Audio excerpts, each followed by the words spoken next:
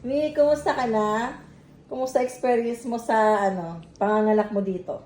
Ayun, yung experience ko dito sobrang sobrang nice po. Iyak. Pati yung mga midwife sobrang mababait sila at maasikaso. Tapos very recommended po talaga tong clinic na to. Taga saan ka po, Mi? Taga dito lang po sa General Trias. Saan niyo po Nalaman tong clinic namin. Nakita ko siya sa Reels, tapos ang daming good reviews, kaya dito talaga Lumipat ka ako. dito. Okay.